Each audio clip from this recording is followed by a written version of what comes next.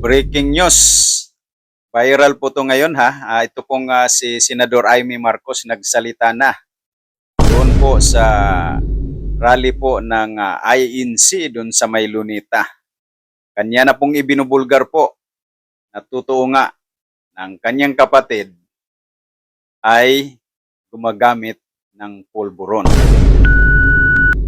So ngayon, silipin po muna natin yung sinabi kaganapan sa Quirino Grandstand. Okay? Ready na ba kayo?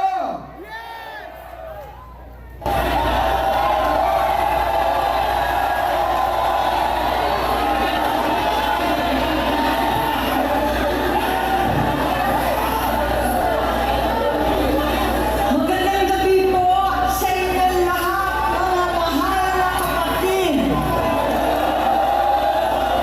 Ka-Israel, ka-Biel, ka-Erds, ka-Arnel, lahat ng ating minamahal na kapatid.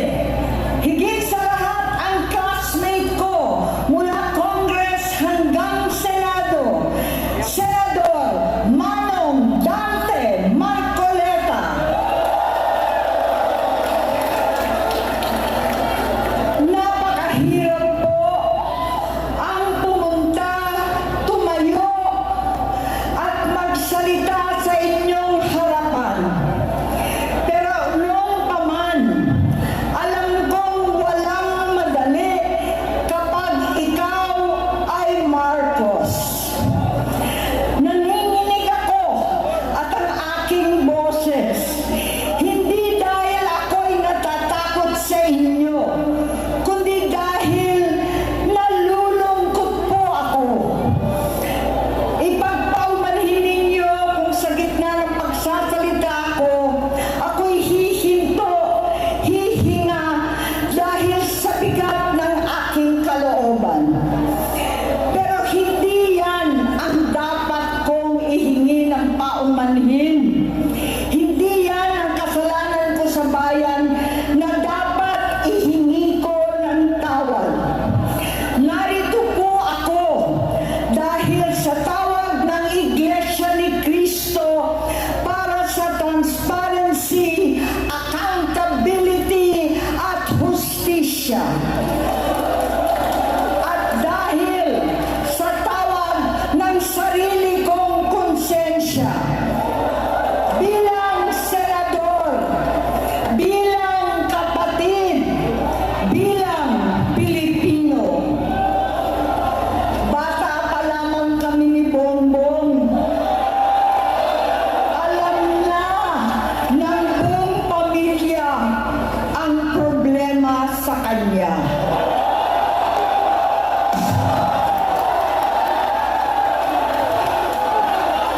Sa totoo lang, mababasa naman ng lahat ang mga testimonya ng aking ama patungkol sa kanyang ugali at gawain.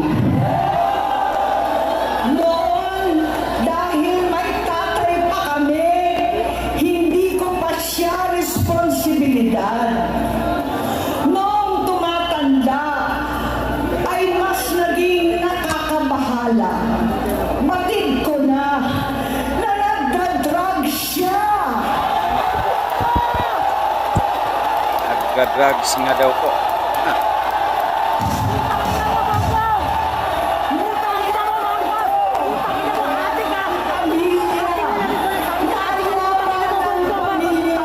Seryoso ito.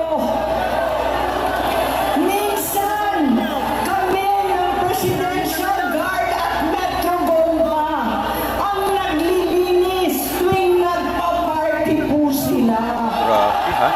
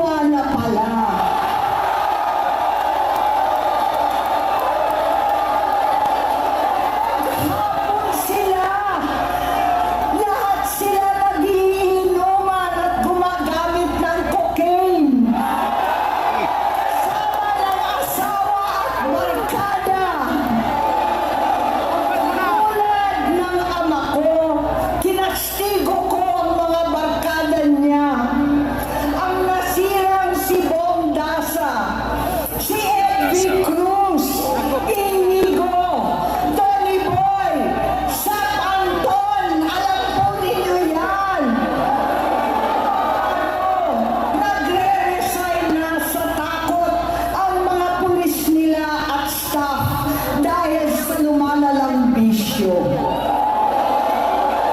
Inayos ko sila dahil gusto niyang ituwid ang buhay niya. Gusto niyang mag-vice-presidente. Hindi siya pinalad at lalong nagkaroon ng oras para sa bisyo. Simula noon, naging malabo sa amin ang lahat. Kaysa mag-away, bigla na lamang lumayo ang loob namin sa isa't isa. Noong 2016, kasabay ng kampanya ni dating Pangulong Duterte laban sa droga, lumabas ang pangalan ni Bongbong sa listahan. Nakasama siya sa listahan ng mga celebrities, mga artista, Maricel Soriano at iba pa. Yun, no? Nasinsinan kong kinausap si Pangulong Rodi. Halos manikluhod ako. Sinabi ko ayon sa kapulisan, dapat unahin, usigin ang mga pusher at saka na lamang sagipin ang mga user. Naligtas si Bongbong. Labis ang takot ko at pag-aalala. Kinausap ko siya at sabi siyang talagang siya ay nagbabago na. Muli at lagi, hindi ako nawalan ng pag-asa. Ako'y naniwala ulit. Mula noon na natatanggap ko na lang na balita tungkol sa kapatid ko ay regular na pagpapadoktor. Kaya kumalma naman ako. Inisip ko, totoo dahil na-opera na ang tuhod niya sa gout. Siguro, totoo na ito. Hanggang nito, nalaman ko na tuloy ang paggamit niya sa mga party na garapalan naghahain ng droga. Pinagmamalaki pa ng mag-asawang kayang-kaya nila ang microdosing ng cocaine. Hati-hatiin daw para 4 na beses sa isang araw. Hindi mabibisto. Ang magpapadoktor, pinalabas nila ang pag-stem cell. Nagpapalit daw ng dugo. Nagpapa-blood transfusion. Kayang-kaya raw. Hindi ko maintindihan ang pinagsasabi. Noong 2021, kahit papano, nagkikita kami at nagkakausap. Sumamba siya sa akin, talagang hinintunan niya. Naniwala ako kasi sabi niya gusto niyang tumakbo. Ang sabi ko, tutulong ako sa abot ng aking makakaya. Ipinakilala ko si Bongbong kay Inday. Naging magkatandem sila. Pagkatapos noon ay biglang hindi na niya ako ulit kilala. Kahit si Inday, nagtataka. Bigla ko na itsapwera. Kahit ganon, nangampanya pa ako para sa kanya. Kahit si Inday na lang ang aking nakakausap. Hindi ko alam bakit ako nakaban sa headquarters nila sa Mandaluyong. Hindi ko alam bakit walang nagre-report sa akin tungkol sa kampanya. Sa totoo lang, masakit mang aminin, nung dinidisqualify na siya, halos papaboran ko na sana dahil may nagsumbong sa akin mula sa kanyang campaign team na gumagamit na naman siya. Uy, Sinabihan ko, siya at mga taong nasa paligid niya, nagkaisa silang tuluyan akong alisin sa kampanya na ako naman ang bumuo. Sinabi nilang gusto ko na siya ay ma-disqualify para ako ang pumalit. Hindi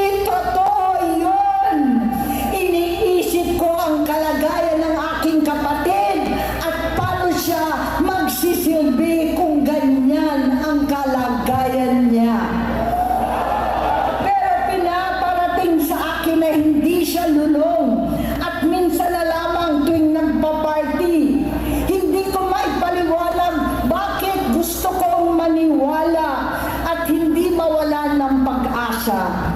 Noong nanalo siya, naging pinakamalayo na kami sa isa't isa. Maliban sa opisyal na tagpuan at kapag pumupunta yung nanay namin, hindi ako sumama sa loob ng 3 taon dyan sa Malacanang. Dahil lantaran na doon ang inuman, ang paggamit nila ng cocaine at mga bawal na gamot. Ba, yung Malacanang, parang binabago na nila. Hindi na rin niya nakikita, naririnig, kakaiba na siya magsalita. Hindi na maintindihan kung ano-ano na ang sinasabi at wala na sa sarili. Nagtatago sa kabaitan niya ang pang-aabuso niya sa droga.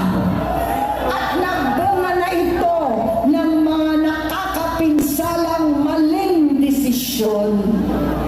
Hinayaan niyang kumilos ang mga nakatalibot sa kanya. Yung mga umaastang presidente habang nilululong siya ng mga ito. Hindi na kami nagkausap. Sa harap ng publiko, pinipilit kong magmukha kaming maayos.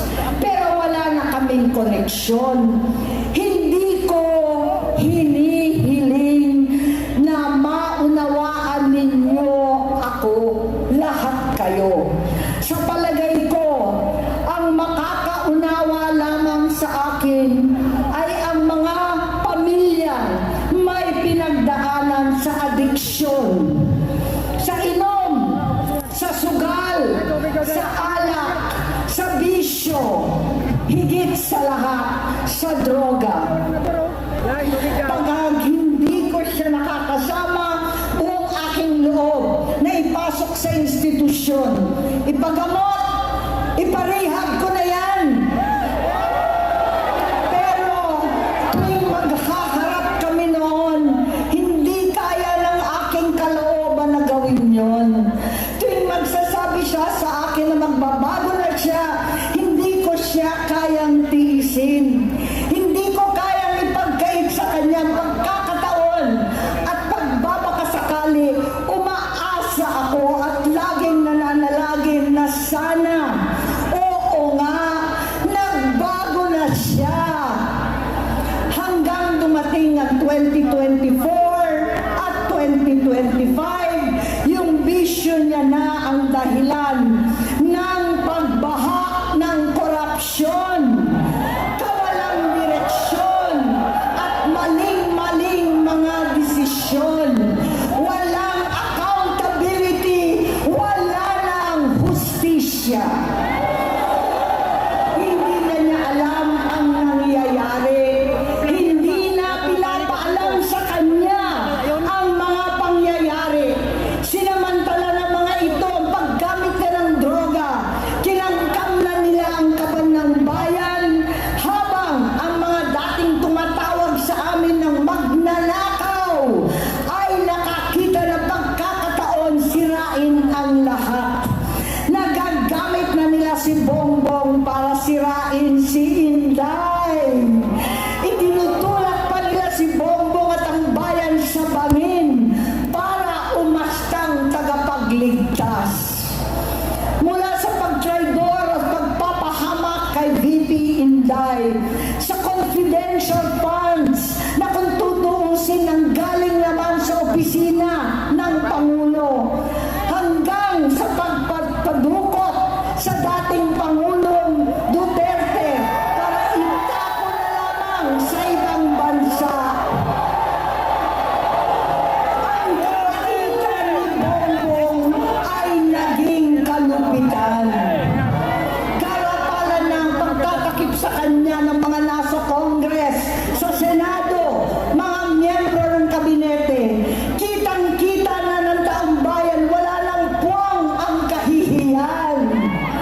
Para bang nauulit ang bangungot ng kasaysayan dinanas namin noon.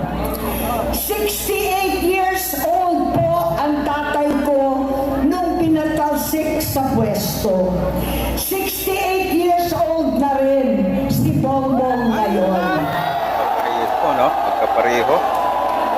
November 17 din, noong 2021, nung nakumbinsi ko si Inday na magbise kay Bongbong.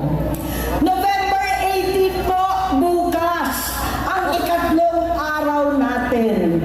Siyam na taon na nakakaraan, saktong November 18 pa talaga, na pinalibing ni Pangulong Duterte ang tatay Grabe, sa talagang- libingan ng mga bayani. Ano, yung Halo-halo na ang aking nararamdaman, pero alam kong ito ang dulo at hangganan ng aking pagtitiis at pananahimik. Hindi na tayo mananahimik! Dahil nalaman kong pati ang mga anak niya ay nagdodroga na. yun ang matindi doon. Pati mga anak nagduduga na. Ang pag-alok ng mag-inang si Sandro ng droga ang aking mga anak at Ganon? iba pang mga kamag-anak. Yan ang hindi ko na mapapalampas. Sa loob ng halos 4 na dekada, wala akong ibang pinangarap kundi maipakita sa sambayanan na hindi kami masamang tao. Hindi masama ang pamilya Marcos. Gusto kong ibangon ng dangal ng aking ama. Sa pamamagitan ng nagpagtatrabaho para sa bayan, sinikap kong maging mabuting gobernador, kinatawan, senador. Hindi ako halos nagpapahinga para makapag-iwan sana ng legasiya na kapag sinabing Marcos, nabawi na namin ang tingin sa nakaraan. Ngunit sa kagustuhan Wala kong lang, maging wala. responsableng anak, matupad ang pangako ko sa aking ama. Nabigo akong maging mabuting kapatid. Naging mahina ako kay Bongbong. Sa kapulisan at sundalo, sa lahat ng mga leader at tagapagpatupad ng batas, siya ang Pangulo natin ngayon. Sinabi ko kung anong kalagayan niya ngayon. Tulungan niyo akong mapabuti ang kanyang kalagayan. Tulungan niyo akong matulungan siya. Hindi niya ako kalaban. Ang kalaban niya ay ang sarili niya. At nadadamay ang bansa sa laban na yan. Bilang senador at lingkod bayan, batid ko ang mga problema at gaya ng bayan, alam ko rin ano ang solusyon.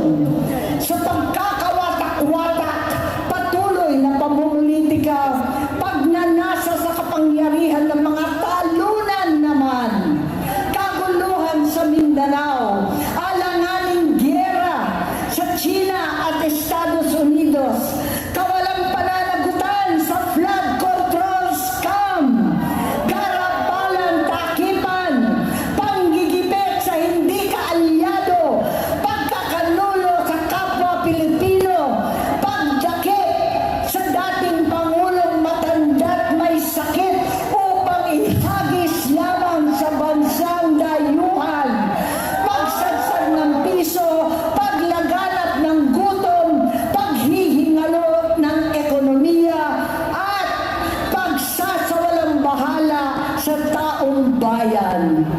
Ang delubyo at kalamidad na nagdudulot ng parusa, ang korupsyon na nauwi sa kawalan ng tiwala at hustisya sa Pilipinas, sa kanyang pamahalaan, lahat ng yan ay masusolusyonan kung ikaw, aking kapatid, magsaayos ng iyong sariling kalusugan. Kapag humupa ang ingay sa politika, kapag umuwi na kami sa aming pamilya, hindi bilang senador, kundi bilang ate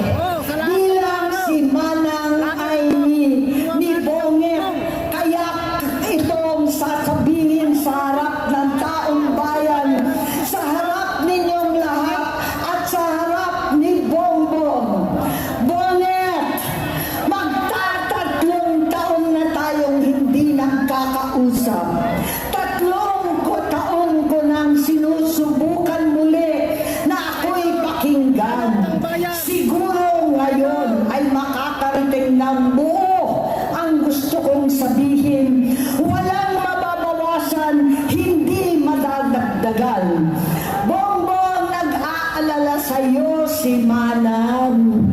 Tuwing nakikita kita sa TV, gusto kitang puntahan. Napakalaki ng pinagbago mo. Itsura, pagsasalita, takbo ng pag-isip. Minsan, napapatanong ako sa sarili ko, ikaw pa ba yan? Si Bongbong ba talaga yung nakikita ko? Pero ako, aling ko, ako pa rin ito. Ako pa rin ang ate mo na tumayong amang ina sa inyo sa ibang bansa. Ang kasama no sa sumubok na sanggain lahat ng sakit para sa iyo. Ang kapatid mo na hindi mo kailangan hingan ng tawad dahil agad ka nang iniintindi at tatanggapin dahil mahal kita. Nasa bagong tipan kay Lucas Kapitulo 17 versikulo 3 hanggang 4. Kung magkasala ang iyong kapatid, sawayin mo siya. At kung siya'y magsisi, patawarin mo siya.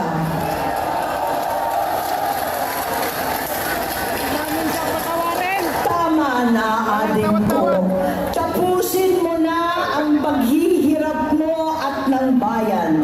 Gaya nung umalis tayo sa palasyo, kaya ko pa rin hawakan ang iyong kamay. Huwag kang matakot. Malaki na ang dulot sa iyo ng droga. Sinisisi ko ang sarili ko dahil hindi ako nakinig sa mga sumbong. Hindi ako nakialam. Hindi ako maniwala. Pero hindi pa huli ang lahat. Tama na, ading ko. Magpahinga na tayo.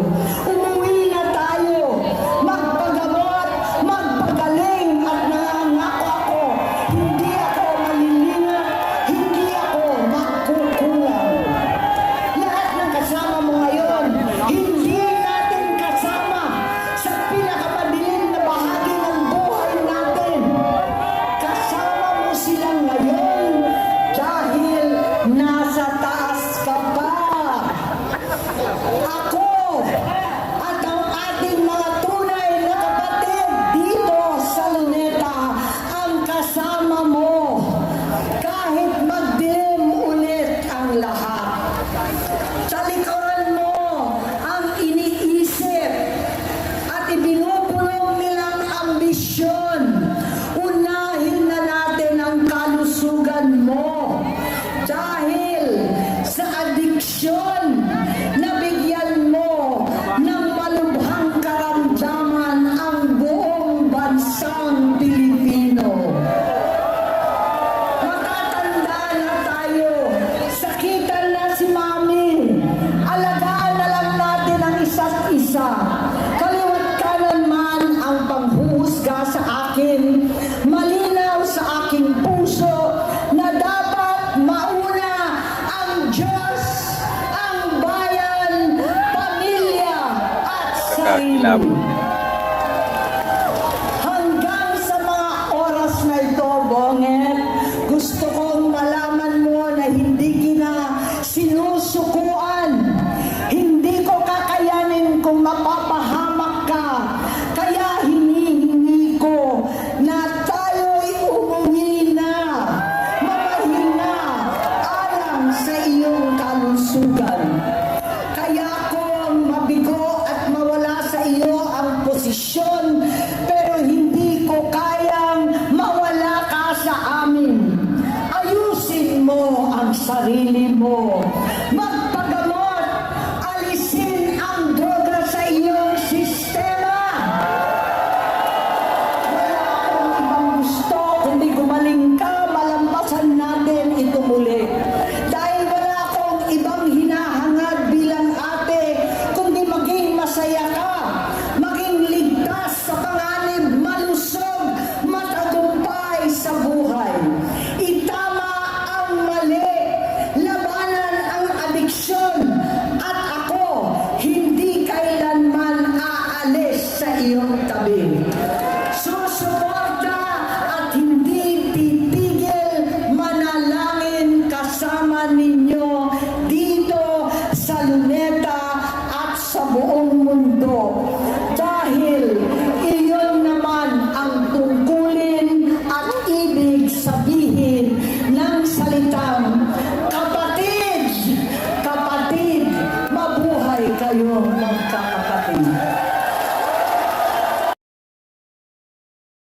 Yun po guys ha, mga kababayan, yun po ang buong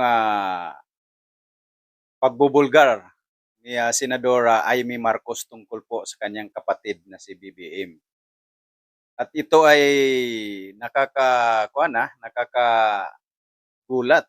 kasi itong sinabi ni Senador Amy na pati ang anak ni BBM na di umano si Sandro ay gumagamit din ng pulburon.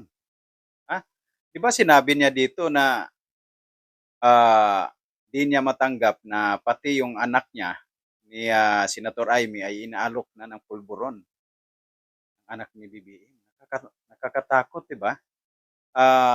Yung mga lalong-lalo na yung mga trolls ha na talagang bilib na bilib o pinagtakpan nila itong si Bungit. Ha?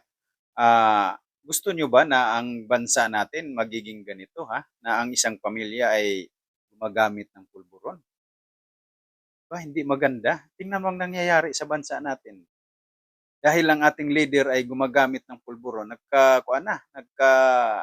mikos-mikos na, di ba? Ang dollar sobrang taas. Lagi tayo dinadalaw ng mga kalamidad, malalakas na kalamidad. At yung mga taga-ibang bansa ay hindi na tumutulong sa atin. At grabe itong pagbubulgar ni Senador Amy Marcos ha. Tagal na pala yan. Nasa Hawaii pa sila. Ganun na pala, alam na ni Senador Amy na ganun ang ginagawa ng pupulburon ng kanyang kapatid. At ito pang matindi pati pala ang asawa niya gumagamit din ng pulburon. Oh. Kaya ito yung mga leader ng militar natin sa kapulisan, mag-isip-isip na kayo na meron tayong pangulo na malinaw na gumagamit ng pulburon. At ito guys mga kababayan, may sagot na pala si Auntie Claire dyan. Ang sinasabi niya, itong si Amy Marcos daw ay naninira lang daw para maka-benefit daw yung itong mga kakampi ni Amy Marcos. At hanggang dito na lang po tayo at maraming salamat sa inyong panonood. At paki-share po ito pong video na to para malaman po ng mga kababayan nating mga Pilipino kung ano pong uri ng Pangulo meron tayo. Maraming salamat. God bless po sa ating lahat. Bye-bye.